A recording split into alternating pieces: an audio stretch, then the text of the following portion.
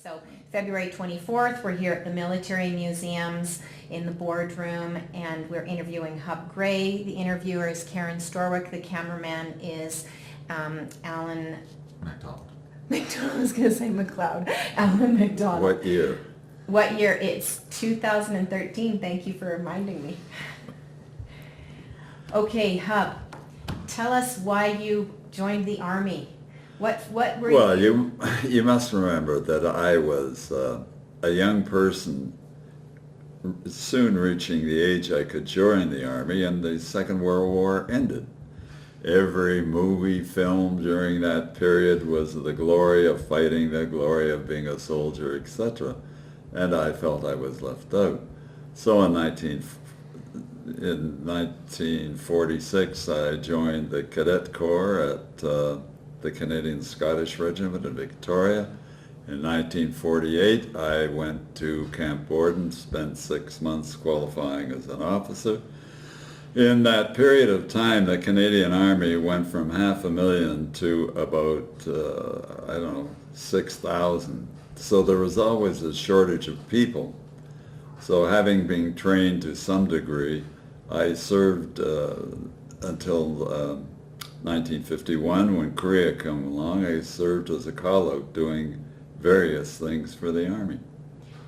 How did you feel when the war in Korea began? Did you know you'd be going overseas? Oh, I wanted to participate, of course, but the lineups at the recruiting depots were long, so I wrote a letter. They wrote me back in October, 3 months later, and said, come.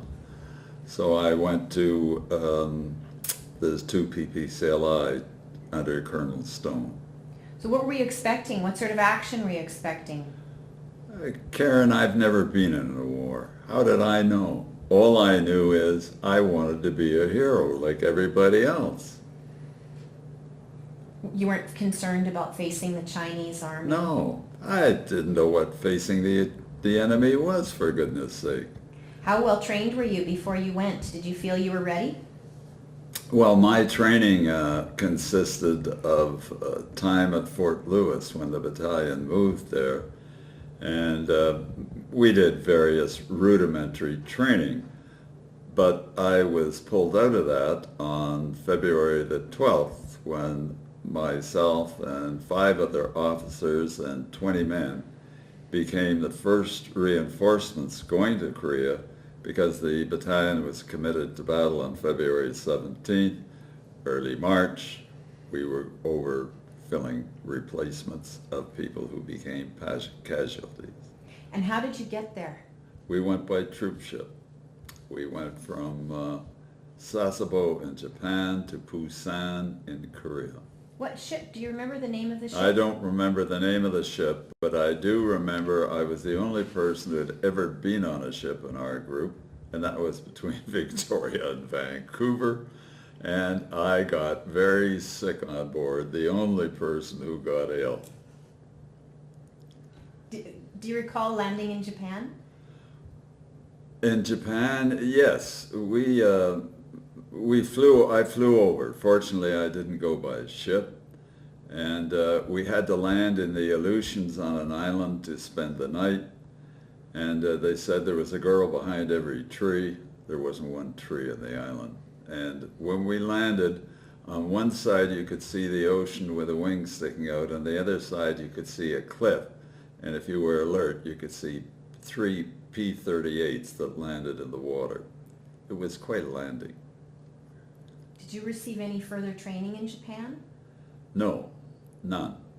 We were the first reinforcements. They didn't know what to do with us. We were attached to an Australian supply unit. We had wonderful meals, wandered the town as tourists, and waited to be called. So what was your first impression when you arrived in Korea? The stink. At that time, it was they had broken out of the Busan pocket, a very small area. But in Korea, the great fertilizer is human waste, and that is very prevalent in the air. My first impressions, we boarded a troop train. We were going to the front immediately. And an American officer came along and said, "We're confiscating your weapons." We said, "Look, we've come to fight a war." He said, "We're confiscating your weapons." We said, "There's no bloody way." So they sent the major commanding the movement train, and he said, "Either that or we'll put you under arrest." I said, "Why?" They said, "There's too many SIW," meaning too many people who no longer wanted to fight to go back to the front, so they'd shoot themselves in the foot or some other portion of their body so they wouldn't go, they'd be hospitalized. What'd you think of that? Welcome to a war zone. And then we left. Our coach had 2 windows in it. It had a hole in the floor with a plywood partition where you could evacuate your body. At Tagu, the train was boarded by 3 American MPs with a black chap who was going for a court-martial for desertion. He also bought a bottle of hooch leaning out the window. Now the man was shackled at the feet, but his hands were free. In 15 minutes he suffocated to death. The alcohol was composed of such delights as melted shoe polish for color, urine, a bit of scotch or whatever, brake fluid, and the man's system became paralyzed and he suffocated to death on the floor in front of us. Again, welcome to a war zone. Alcoholics everywhere. What did you think of the Korean people when you first got there? Did you see Well, them? my assessment of the Korean people is burned in my memory is when I left. The Korean people were absolutely heroic. It was a very different war from Europe because the villages, the towns had been fought over, some of them 3 times. I have a photograph of Seoul, 2 or 3 cement buildings standing, the rest flat. And I did something that has always bothered me. March the 17th is the anniversary of our regiment. Colonel Stone said, "Go and get firewood and don't come back until you have it. If you can't find it, just don't bother returning, Gray." The telephone poles in Korea were made of cement. Korea was bare. Today it's covered in foliage because the Korean houses had radiant heat from very, very early. And what they did is they took the wood, burned it to charcoal, put it in a basin at the side of the house, and bamboo pipes under the house caused radiant heat.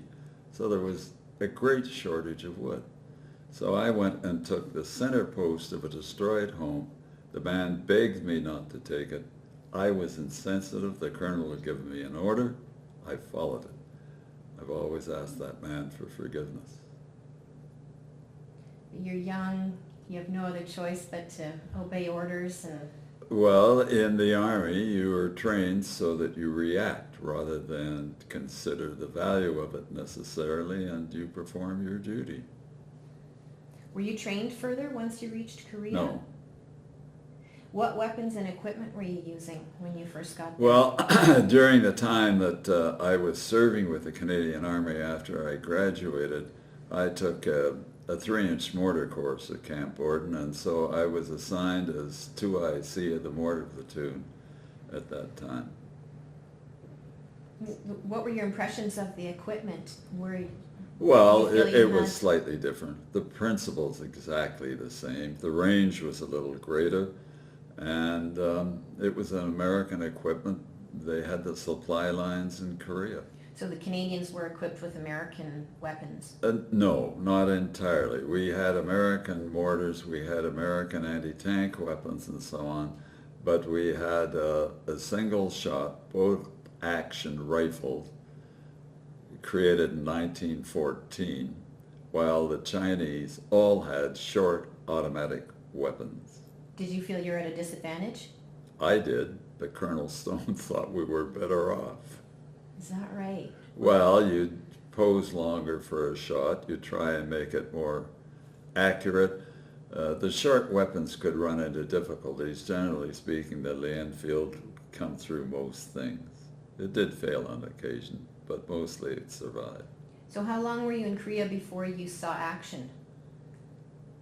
Well, when I got to Korea the next day, when I got to the battalion the next day. What happened at that point? Well, the mortars are what you might term the self-contained artillery of the battalion for close-in support. So the infantry would be attacked, they'd call for help, and we'd give supporting firepower. Oh, I see. So you were just right on the job immediately. Yes, but the commander of the platoon, a fellow named Lloyd Hill, a captain, I was a lieutenant, we just didn't get along. And I looked forward to the day when I departed his authority. Did you have support from the air? From what? Did you have artillery support from the air?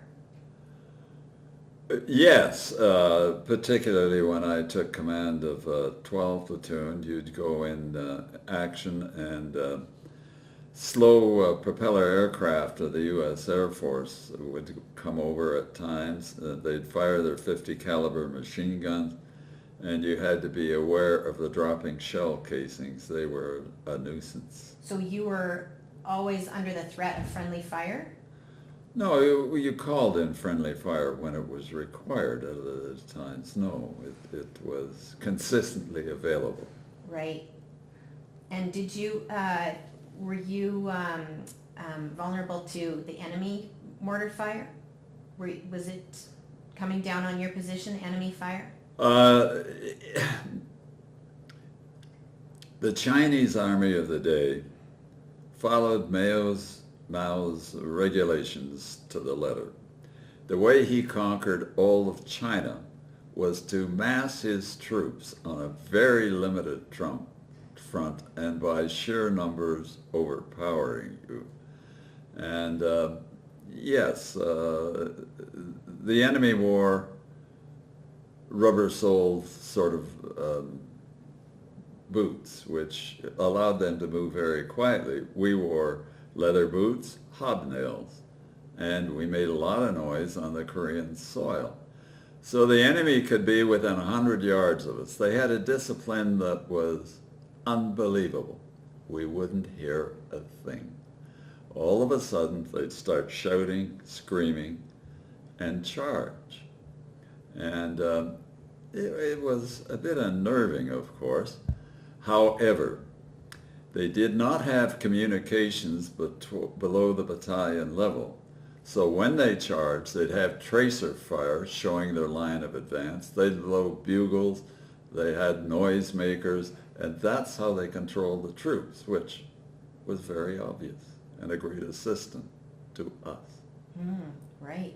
Did you experience any brutality from the North Korean army? Oh, the North Korean guerrillas were barbarians. There's no other way to describe it.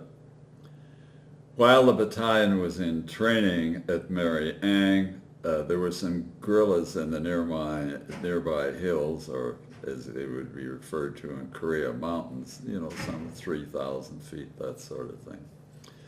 And the Royal New Zealand Artillery moved up to the front, and as with any troop movement, they have a vehicle at the very end behind, picking up stragglers or fallen equipment. And this consisted of a company sergeant major and his driver. So the Patricia's Lieutenant Bud LeCloud was in charge of taking a group and dealing with this situation. They killed one guerrilla, but then they found the driver of the car, stripped naked, pinned to the snow, with a bayonet hammered through his throat, and that's how he died. They saw blood tracks in the snow leading to a nearby village. They found the company sergeant major. They secured his arms above the elbow, left his legs free, then took him to a tree, sliced off his wrist with a machete, and told him of a nearby village where if he hurt, he could get help. But the people there had either been killed or deserted. So his blood tracks led to his ultimate demise. The Koreans did not anticipate, the North Koreans did not anticipate the success they endured. And they, in 35 days, they almost conquered the entire country. So they didn't have facilities for prisoners.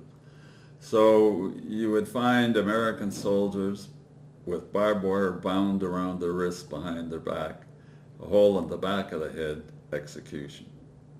They killed them instead of trying to take them. It was a very brutal situation. And were you constantly in touch then with the New Zealand troops and American troops? Were you working to Well, we had the New Zealand, you must remember, we were the only Canadian battalion there from February through the latter part of May. And so, yes, our artillery support was from New Zealand. We were with the British 27th Brigade. We were one of 3 battalions in that brigade, ourselves, the Australians, and an English unit. What were your impressions of them? Oh, the Australians were superb fighters. A great respect for them. They can be quite irreverent of authority at times. That suits the Canadian spirit, doesn't it? It was an education. The British were very dependable. How about the Americans? It was the worst time in history for the American Army. When they got to the Yalu, they were not well disciplined. The Chinese had set in 750,000 troops. General Willoughby, MacArthur's intelligence officer in Japan, was lying in the reports to Washington of enemy troop movements, fulfilling MacArthur's mantra, on to the Yalu. And so when the Chinese, he was saying there were maybe 3 battalions or a brigade or something, when there were actually 750,000 troops. The first prisoners that were captured revealed the entire plan of their attack. Washington never received it. Then the Americans got hammered and retreated 150 miles. They just ran, like running from Edmonton to Calgary. It was chaos. The interesting thing to me was that when you look at the maps of those withdrawals, the British 29th Brigade and 27th Brigade were the rear echelon holding the front. It turned out the American officers said that in their wisdom, the invincible American Army never taught their officers how to retreat. On the other hand, the front in Korea was divided into 2 parts, the corps we were in and the 10th Corps on the right, which consisted only of American Marines and British Marines. They withdrew very successfully. The Americans lost a lot of people. The Chinese suffered greatly from frostbite because of the rubber footwear. So American supply depots, ammunitions, howitzers, winter equipment, clothing, boots.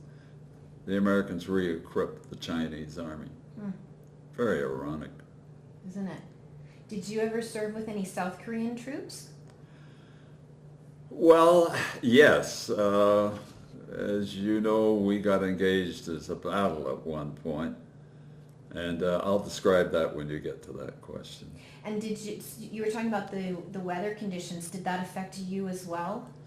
Well, when the Patricias first went into action, everybody carried a sleeping bag. The weather was somewhat about 10 below zero at night. However, as they moved to the front, they ran into a colored American engineering unit, which settled in a small village for the night rather than ascending to the top of the mountains. The Chinese, up above, observed, set up machine gun traps, went in and slaughtered 160 of them. In advancing to the front, you would see men naked or in their underwear, no boots, who had been running, and the Chinese slaughtered them. So Colonel Stone immediately withdrew all sleeping bags. We got 1 blanket. Try sleeping at 10 below with 1 blanket. Parka hoods had to be taped down so as not to mask the movements of the enemy, who were quite silent. It was an interesting change of life. Yeah, how did you cope with that? How did everybody cope with the cold? You survive, you're ordered. What else do you do? Wow. I'm sure you had innovative Well, at ways. night, for instance, everybody, you would have a 50% stand to, meaning 50% of the platoon was awake on guard for 2 hours, the other 50% slept. Then you'd rotate and rotate. 1 hour before dawn, everybody would stand to, because that was a time when attacks could arrive. So other than the cold, what were your living conditions like? Well, in the Korean War, the country was shattered. There's no other way to describe it. Houses were built of straw, grass, that sort of thing. So artillery fire, other engagements just flattened everything, or if they didn't, the troops would come and burn it. So we had not the amenities that were available to troops who came out of the line in the Korean War. We didn't. We just came out of the line and sat around, and the troops got a little drunk, and then we go back in. We would endure in the line for 30 days at a time, sleeping in slit trench. Because of the mountainous terrain, we could not get hot food, so we all lived on canned food, which you hoped at times you had the ability to light a fire and warm it. Yeah, I bet. And did you have better conditions then when you were behind the lines? Well, I think first of all, I'd like to describe what Colonel Stone, who went through Italy and with the Loyal Edmonton Regiment, and is one of only 22 Canadian officers to have earned three, I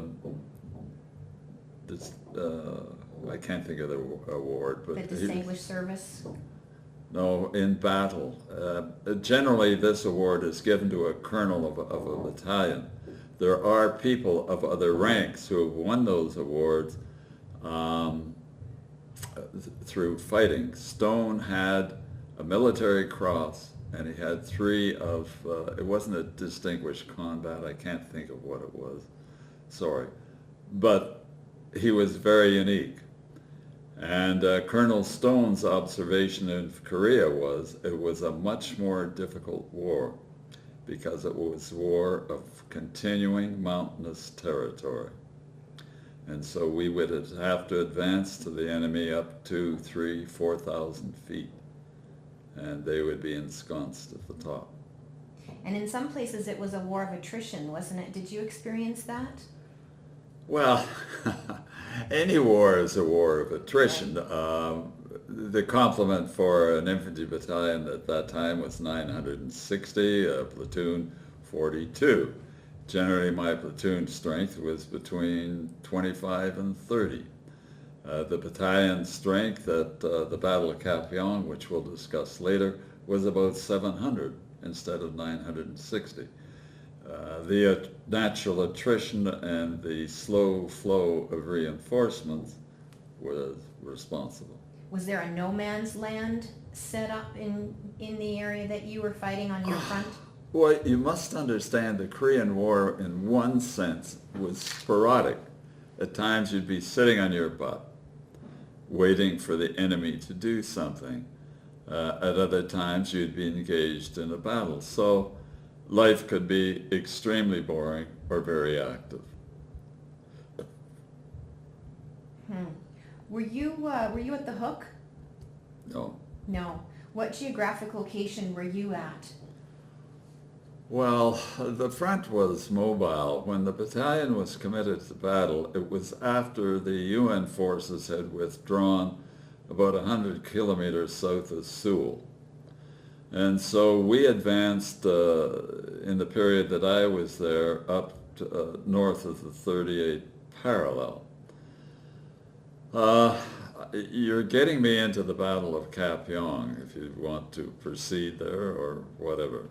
A few more questions before we talk about that. Did you ever engage in patrols? Yes. Night patrols were not inviting. The North would dig a cone pit about 10 feet wide or 8 feet wide, cover it with trees, and in the bottom of the pit they would have wood implanted as spikes. So if you fell in, you were imperiled on these. I never fell. I never saw anyone who did.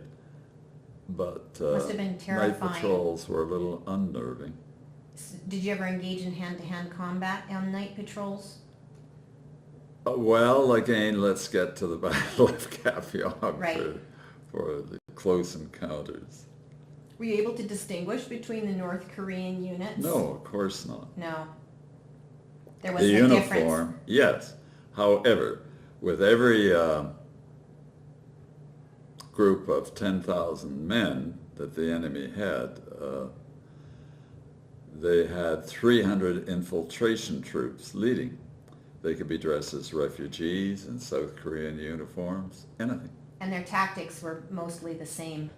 Well, they would generally come in with a line of refugees and then suddenly open fire. So their participation was markedly different than the other northern troops. Did I ever run into that situation? No.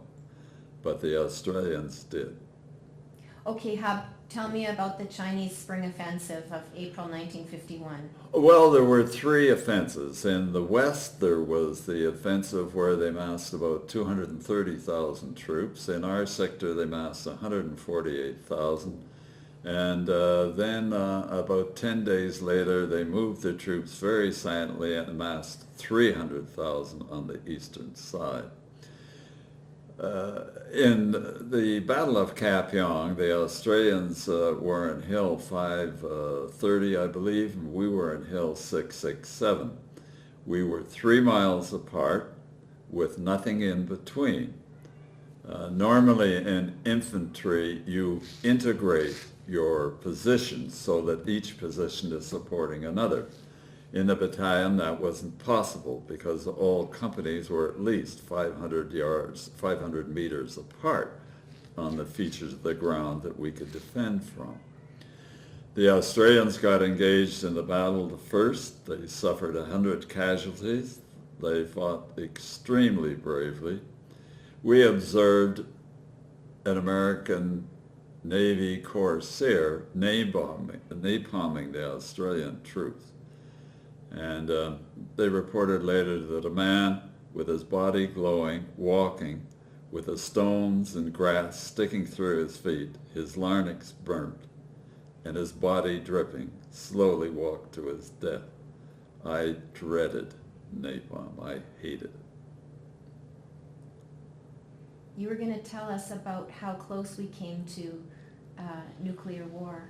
Well, General MacArthur, as he was approaching the Alu, was asking President Truman for atom bombs and saying that, essentially saying that if the Chinese brought in another 300,000 troops, and I think they had another 150,000 or so sitting across the border, obviously they could, with an army of 1 million men, they could bring in any number.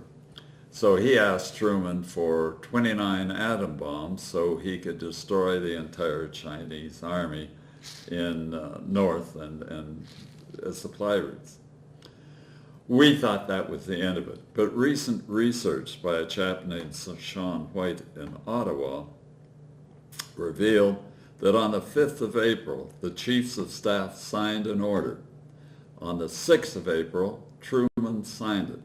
They dispatched 10 B-29s, each loaded with an active atom bomb, to Guam, and further shipped another 50 bombs. So if the Chinese had have brought further reinforcements of a substantial size, we would have had a world war of atom bombs. Fortunately, neither occurred. And nobody ever knew about that. Well, it was kept ultra secret. Were you involved in the West Battle of Imjin?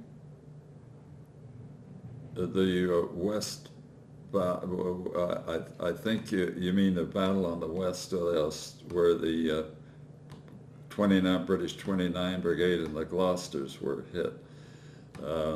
Their defenses were not properly in place when the Chinese came. The Chinese at night had built some under-the-water bridges, and Of that battalion of roughly 800 or 900 men at that time, 46 escaped. The rest were killed or taken prisoner.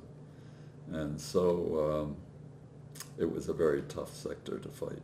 That wasn't your battle, though. No, they launched their battle there with 30,000 troops against the Gloucesters. Your battle was Kapyong. Our battle was Kapyong. We were in the central part. They launched the 60th and 117th Divisions, 10,000 men each.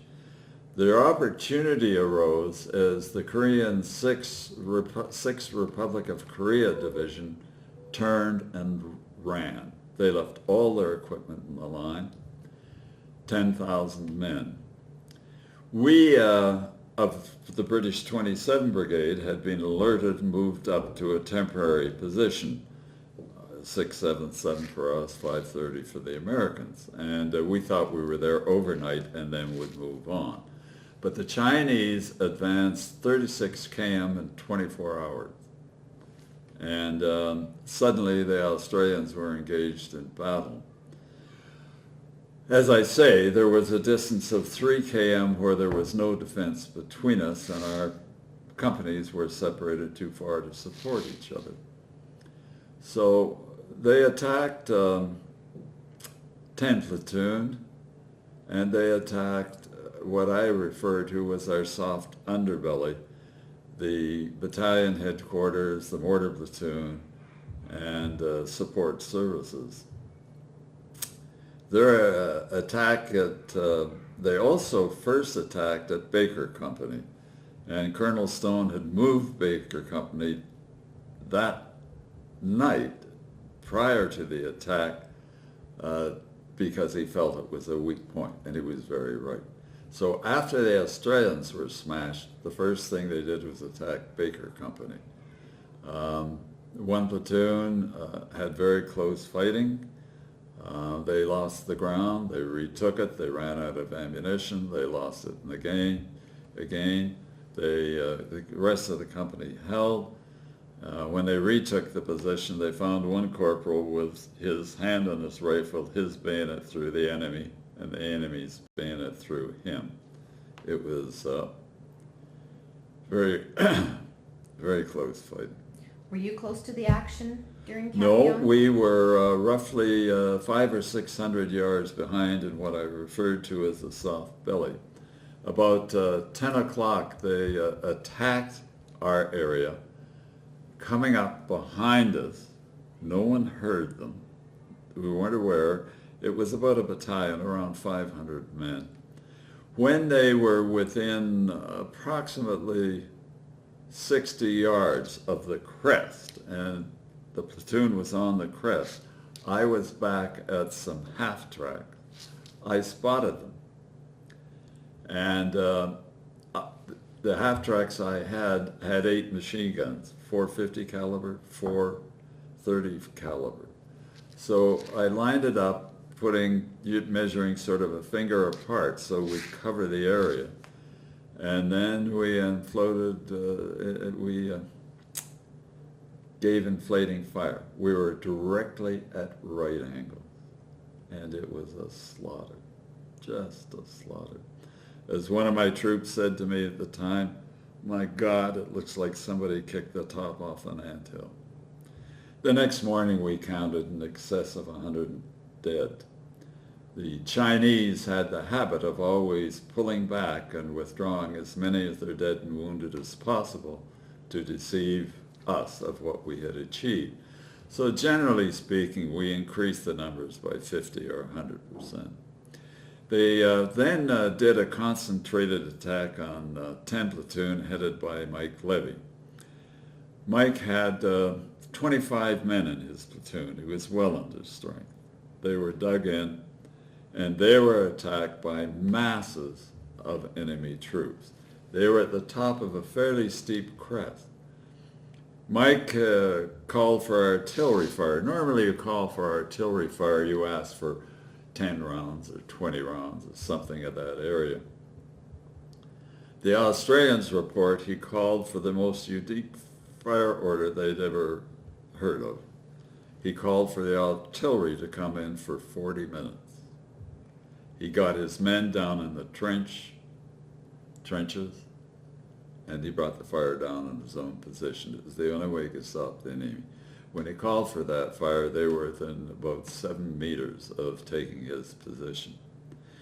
Mike was a very unique person. He grew up in Shanghai, went there as a baby, learned the Cantonese language, of course, was taken prisoner in 1943, escaped in 1944, was trained in guerrilla warfare, parachuted behind the Japanese lines in Malaya. Mike was then also a British paratrooper, of course. And Mike had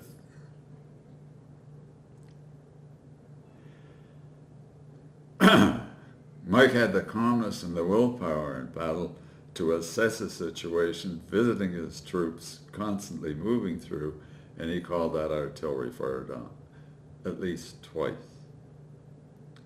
Mike's battle lasted from originating, I think, around 1 in the morning when they attacked on one front. Then around an hour or so later, they attacked on 2 fronts.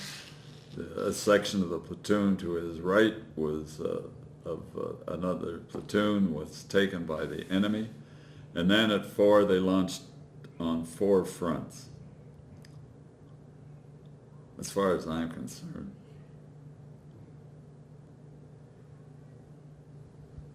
Mike Levy saved my life and the life of the battalion. You know, unfortunately in battle, so often the man who really is deserving of the award is passed over.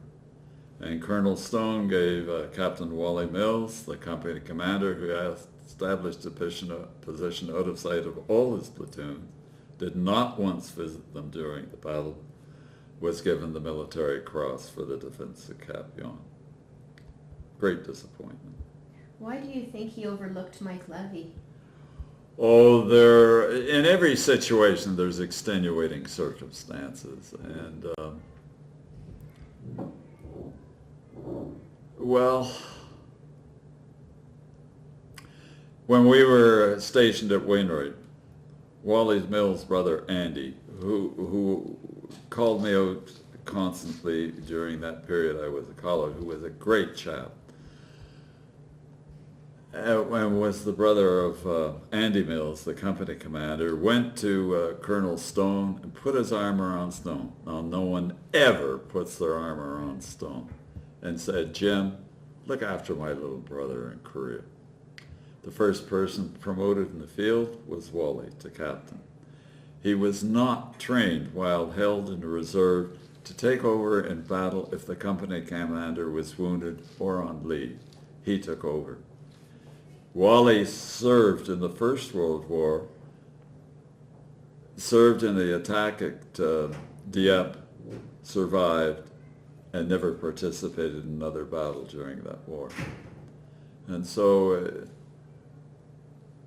for whatever reason, all the other captains who would serve as company commanders in place of the serving major were all Second World War veterans.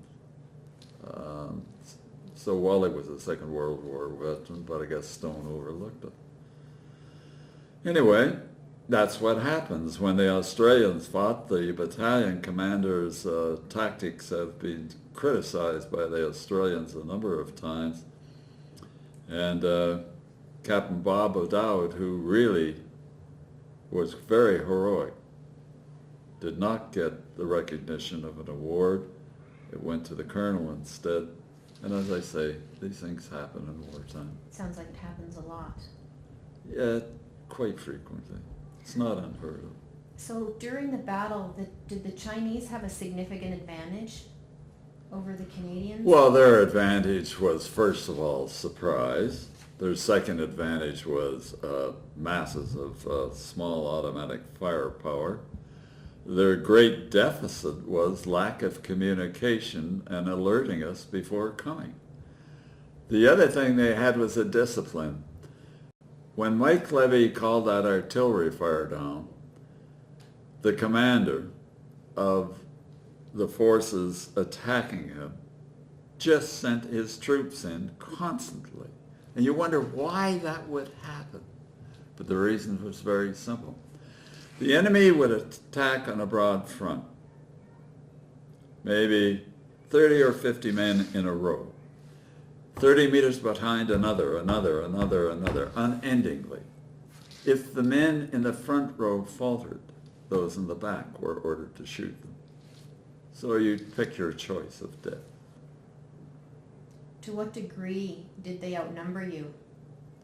Oh yes, at that battle, we and the Australians each had about 700 troops instead of 960. And between us, we were attacked by roughly 10,000 men, 1,400. Levy, in my opinion, was probably outnumbered 20 or 30 to 1.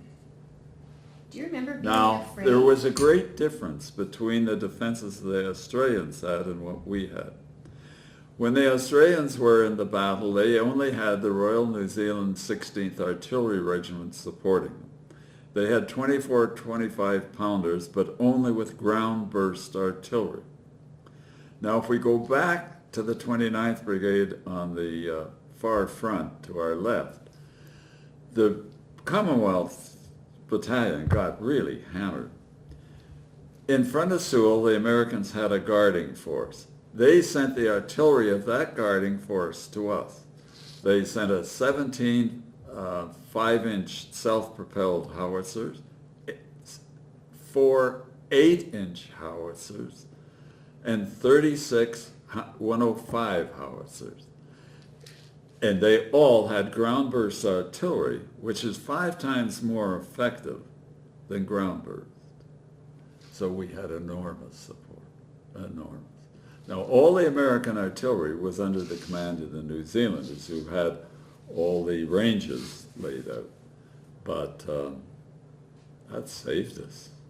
That and Mike Levy's determination. Mike's position was forward. Our position was behind a slope just behind Mike. If they had have taken Mike's position, they would have dominated all our companies and wiped us out at their leisure. So Mike was a hero, unrecognized to this day. I feel very, I wrote my book, Beyond the Danger Close, because I wanted to award Mike in some manner. And Adrienne Clarkson did me a great favor. She gave Mike an award 52 years after the battle. Mind you, it wasn't a medal, but it was an award which is well recognized. And it cites, quote, for his heroic action at Kapyong. Did you realize how much danger you were in, or did you only realize after? Well, you must understand in battle, your life is centered on the platoon that you're with. And the day after Kapyong, I took over 12th Platoon, which at the time of the battle was commanded by Sergeant Honnigan, because Lee Hill, the commander, had been wounded. And it was then that I gained all the information about Mike, and Mike and I became very good friends until he died. Were you afraid, or do you have too much adrenaline pumping to recognize fear? Well, Karen, it's discipline. If you're trained and well disciplined, do you experience fear? Yes, you do. But if you dwell on the fear, you're finished. So what do? You react. You follow your training. That's why the British, Canadian, Australian, the Commonwealth units did so well in Korea. The Americans didn't have training that we did. How did we get our basic training? Getting the troops in a parade square. Left turn, right turn, about turn. Getting them to listen to an order. How did we train our troops? They gave them a rifle and said, shoot, and come to fight. I mean, it was that basic. Today, the Army is so sophisticated. Every 2 or 3 years, I go to Army meetings as serving officers and lecture on the Korean War, and then I hear all about Afghanistan. My God, it's night and day, the difference. You had talked about napalm. I hated it. What experience did you have with chemical gas warfare? After the battle at Kapyong and in the east, in our battle at Kapyong, 10,000 men deserted. When the 300 Chinese attacked Korean units in the east, 40,000 South Korean army fled. Every time the South Korean army fled, it took about 3 or 4 days to regroup behind the lines. The Americans shoved in everything they could. They sent in a very effective Korean battalion and American units. They sent in artillery. The artillery was consuming 20 truckloads of ammunition an hour. The battle was horrendous. It is estimated in those 3 battles that the Chinese lost something approaching 275,000 casualties. The Chinese commander was so upset, he flew to Mao's headquarters, waked up Mao, which horrified the staff. Mao looked up at him and said, "I want the Americans to bleed. You will continue to fight. Besides, I'm cleansing my army. All those troops came from Chiang Kai-shek, and I could never trust them." The politics of war. Mm-hmm. The politics of war. Tell me about what you discovered that one time. Well, after the battle of the 3 battles, and they were the biggest battles of the Korean War, most significant, the Chinese and ourselves were separated by about 20 miles. And it was ridiculous. We were far too far. So we were like that for roughly 30 days. And we would send out patrols, sometimes a platoon, sometimes a battalion, sometimes a brigade, searching for the enemy, burning villages and housing in no man's land. And about the middle of May, I was assigned to take my platoon. I was given a map. I was to go to point X. We boarded 2 American Patton tanks. They took us about 10 miles to the front. We got off at a rail stop, totally bombed out, named Guncockney. We then proceeded on foot about 2.5 hours, maybe 3 or 4 miles, and we reached the objective. Now we were in a very broad valley. The lower areas of the valley didn't have many trees. The upper echelons had some. But I spotted an enemy formation in front of us. So we deployed, whether either defense or offense, and we continued very slowly to advance. But then it became very apparent they weren't moving. And of course this raised the fear, are we going to suffer an attack on a flank? But nothing happened. We got there. There were 67 of them. There were 57 or 67. There was an officer at the front, there was a line of troops, and 3 NCOs. They were not in the usual Korean uniform. They were in almost a summer dress drill uniform. They were all haunched on their knees, as I was posing or resting. They were all dead. There was not a point of penetration on a body. One of the troops came to me and said, "Sir, may I take the binoculars?" This man had far better binoculars than I did. So I said, "Sure, take them." He went and he pulled the binoculars. They didn't come. He pulled again. He got the binoculars, his shirt, and all his ribs, and out flew a black mass. He fell to the ground, flailing. We all laughed our heads off for a bit. So I thought at first this would be nerve warfare, but then I quickly realized with nerve warfare you go into terrible contortions before you die. These men didn't. They were instantly killed. Later, an ex-Patricia colonel in the UK who had been at that time attached to British intelligence informed me it would have either been biological warfare or a particular type of bomb that does the same thing, and death is instantaneous. In my book, I reveal 3 different instances as I published this and published it in the UK, a short thing for the UK veterans. 2 of them wrote me on incidences. Then an American wrote me, the Americans found an entire village dead like that. They all left with tears streaming down their faces. The British found frozen bodies with no point of penetration. In Sewell, on a particular hill, the Americans had their chemical biological warfare facility. It was on the top of a mound. It had 3 distinct lines of barbed wire, each one with a gate at a different position. At night, if required, it would be well lit up. About 10 years ago in Korea, in Victoria, the Camp Scots had a reunion, which I was unable to attend. But a colonel came, and it turned out that he was in charge of that facility at one point. So a chap who had read my book said to him, related my story, and said, "No, what went on?" He turned around and walked away. He and I both had been in that unit at about the same time in the Reserve Army. Very ironic. Isn't it? Yes.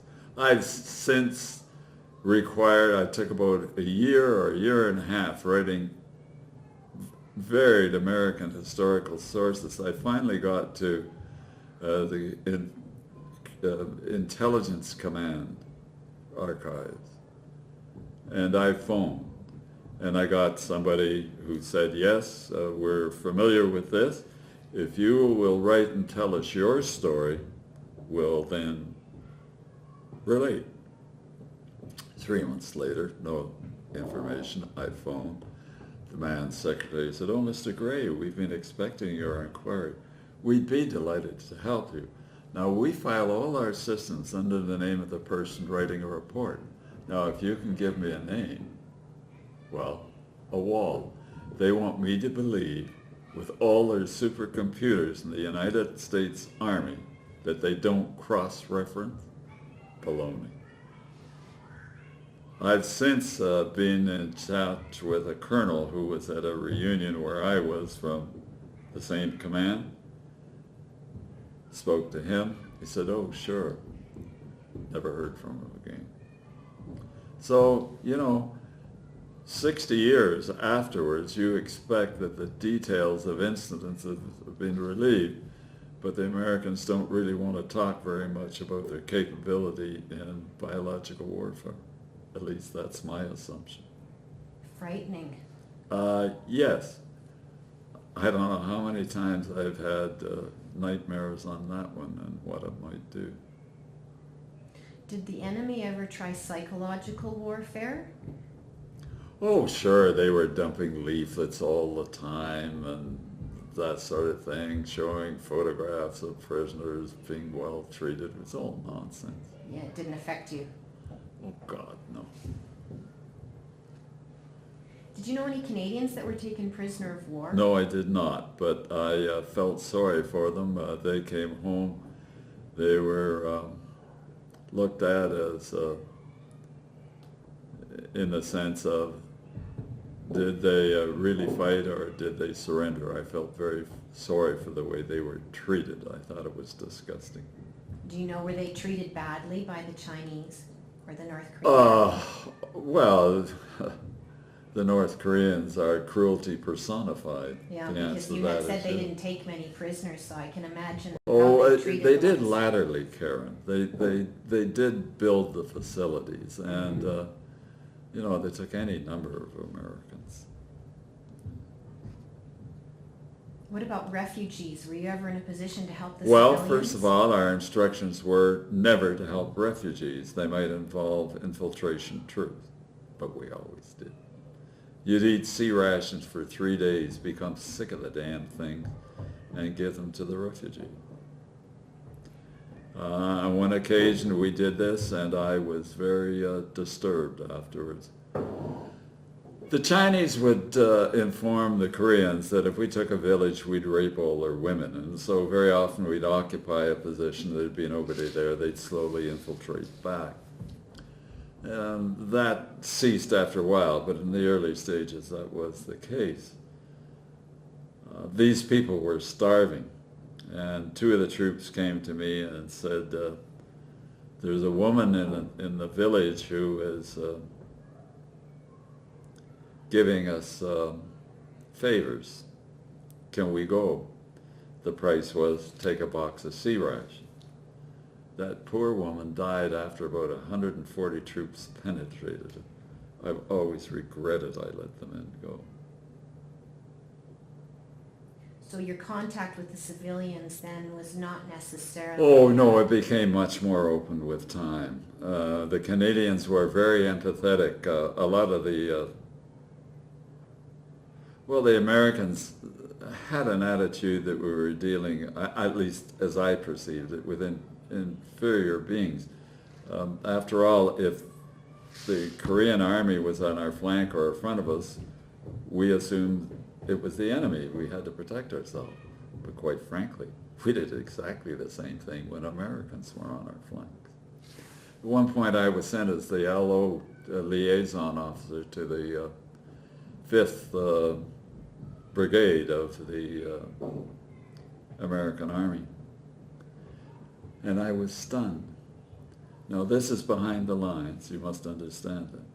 But all the officers slept in one bloody massive tent. Had that ever been bombed or hit? Game over. This was a brigade.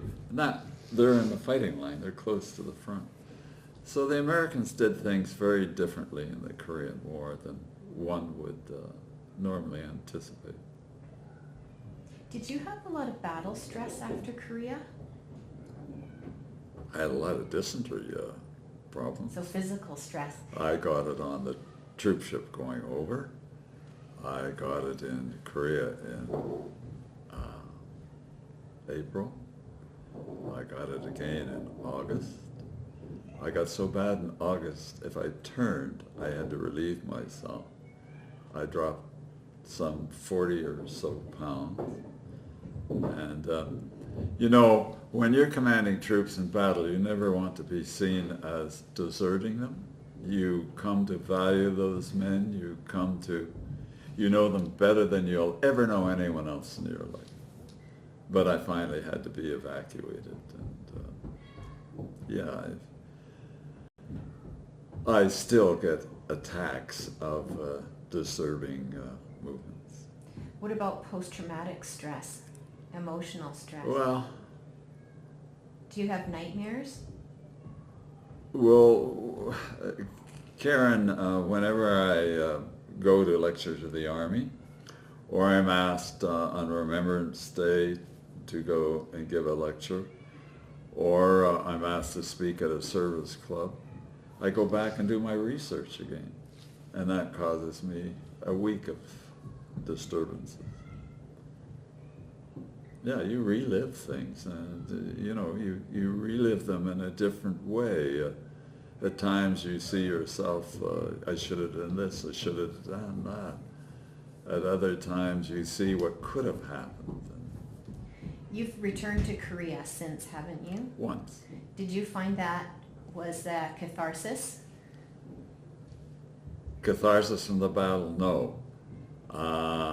Being astounded at what the Koreans have created out of what it was. Absolutely. They are fantastic engineers.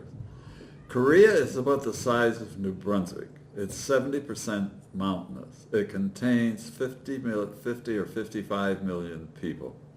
They obviously cluster in riverbeds and that sort of thing. Seoul is 10 million. The environments around Seoul, and it's hard to separate it at times, is totals 20 million when you put them together. So they build 6-lane highways along the riverbed. That becomes crowded. They build 6-lane highways out in the river. From Seoul to the north of that extensive area, there must have been 20 or 25 bridges, between 4 and 6 lane bridges all across. They're fantastic engineers. They build cars, they build ships. They have created a colossus. If I have one great respect for the Korean people out of that war, it's their will to live, but their will to live in freedom. Mm-hmm. How did you find you were received as a veteran of the Korean War? Do they still hold facilities, or do very dedicated. I don't know how many Canadians realize it, but after the war, the Korean Army was very instrumental in starting businesses. Whether I think they still own certain of them, but they've built up a reserve of money, at least that's my phrase. And every year since about 1957, they invite Canadians back to Korea.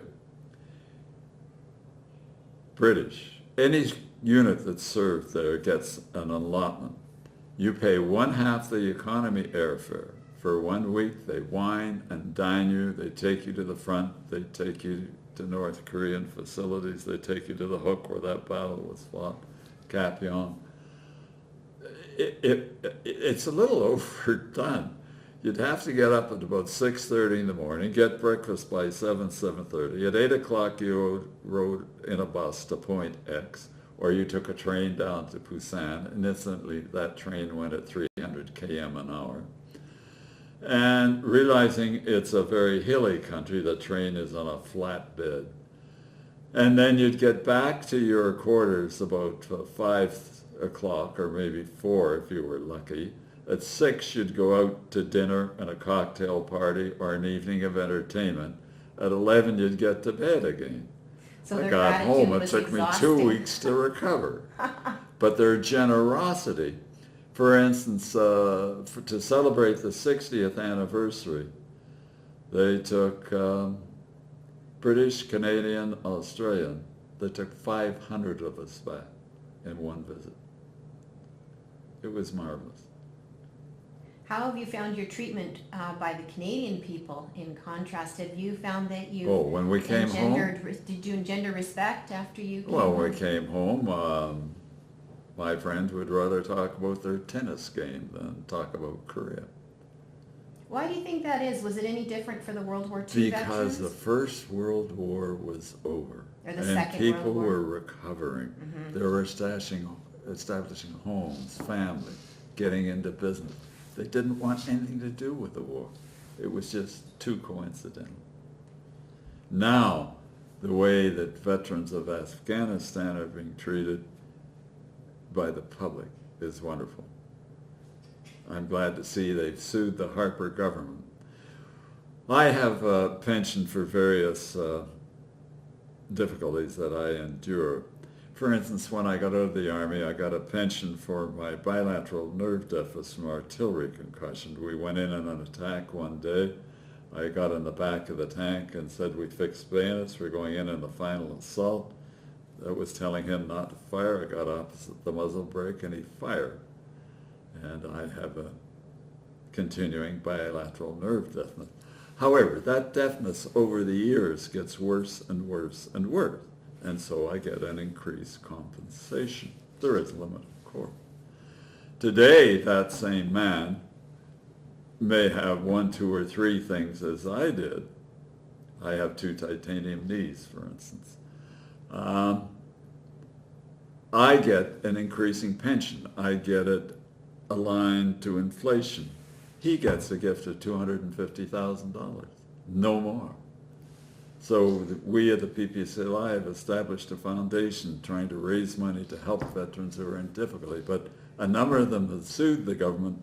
The Supreme Court has said the government must pay as we were remunerated and as the Second World War was remunerated.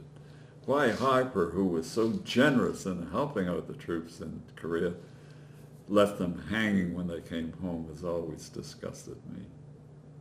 Anyway, now they're going to win, and they get back pay. Yeah, that's so important. That's very encouraging.